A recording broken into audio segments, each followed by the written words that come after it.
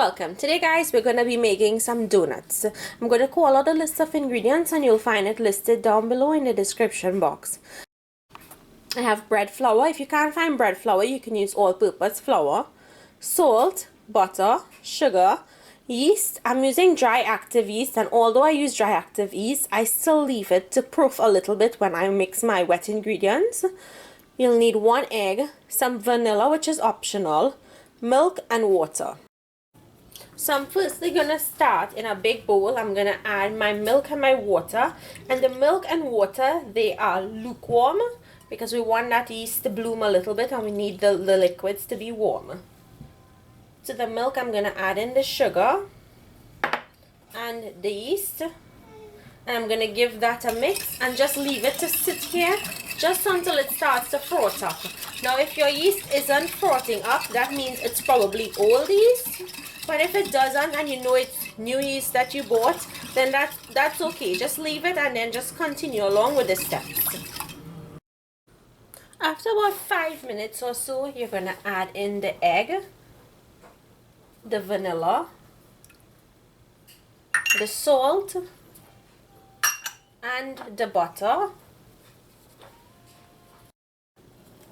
Now mix to combine.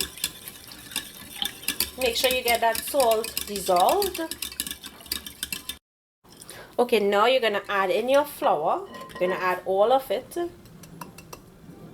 And you're going to mix this to bring it together to form a soft to medium dough. You see how the dough is starting to come together? That's what you want. And this is going to be a slightly tacky or sticky dough.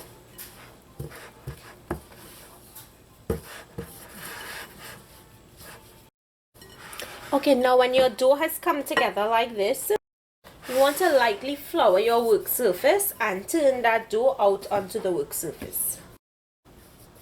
Now you're going to knead this dough, and you can use a little bit of dry flour if you need, if it's very sticky.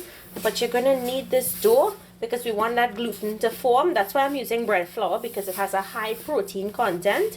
You need this gluten in this dough to form before we can put the dough to rise. So I'll give you all a little tip. If you're kneading this on your surface and it's sticking a lot and you have to put a lot of dry flour, just put a little bit of butter on your hands or a little bit of oil, and that's going to prevent the dough from sticking and from you having to use a lot of dry flour. Okay, when you're finished kneading the dough, you're going to form it into a ball, and you're going to put it into a grease bowl and just turn it over just so that it coats this dough and it doesn't create a skin. Now you're going to cover this with plastic wrap, and you're going to put this into a warm place, your oven. And if you put a glass of boiling hot water in the oven together with this, it's going to help this proof really quickly. Okay, so the flour took 1 hour to double in size.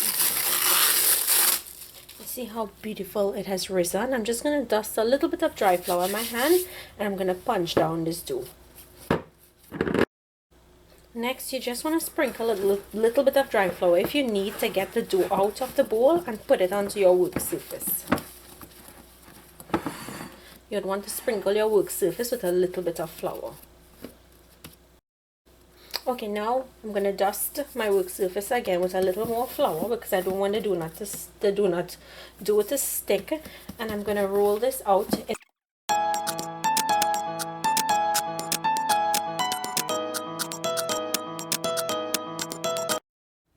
Okay, so I've rolled it out to about a half of an inch thicker.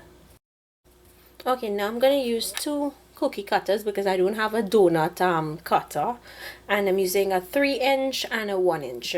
So you're going to cut your circles first, your bigger circles, and you want to have a cookie sheet close by because we have to rest the donuts to proof once more. And I'm making the holes in my donuts, but if you wanted to leave these donuts whole like this and then fill it with jelly, that's another option. You don't have to make the small hole in the center. Just flour your ring if it's sticking to the dough. Now using your smaller ring, just dip it in some flour and cut the holes You can fry these little ones if you like.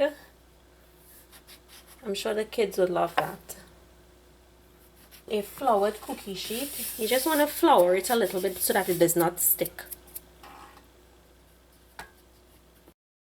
Okay, with the rest of the dough, what I like to do is bring it back into a bowl and then roll it out again. Okay, once you've finished cutting out your donuts, you're gonna leave them to rest a little. We want them to double in size, and I'm placing a damp paper towel over them because if you were to put plastic wrap, it would stick to the plastic wrap as it's proofing. So I'm just gonna leave this for maybe 10-15 minutes before we move on onto frying it. Okay, while we're waiting for those donuts to proof, we're gonna make a glaze to glaze the donuts when they're finished frying. Now, if you didn't want to do a glaze, you can do a sugar and cinnamon mixture to coat your donuts. That's totally up to you. Or you can dip it in the glaze and then dip it into sprinkles, rainbow sprinkles, chocolate sprinkles, or you could just dip it into plain powdered sugar. So it all depends on what you prefer. And today I want to do a glaze. So here I have 1 cup of icing sugar. I'm going to add some vanilla essence to this, and I'm using the Trinidad white vanilla essence. If you have the darker extract, you can use that. And I'm going to add enough milk to create a thin, very thin mixture. Just give it a mix because you want to get rid of all of those lumps. And you see how thin this mixture is? That's how thin you want it because you just want to glaze the donuts. You don't want it to be like very, very thick. When you finish mixing the glaze, just set it aside. Okay, so it's been 15 minutes and I'm just going to remove the paper towel from on the donuts and I'm going to get ready to fry.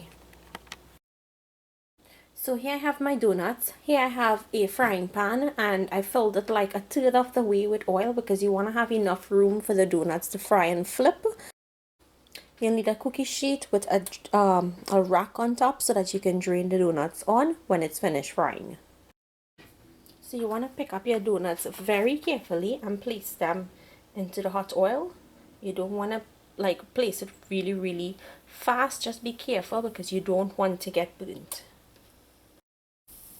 Now make sure when you put your donuts, you leave space in there so as the donuts puff up while they're frying, you have space or room to turn the donuts.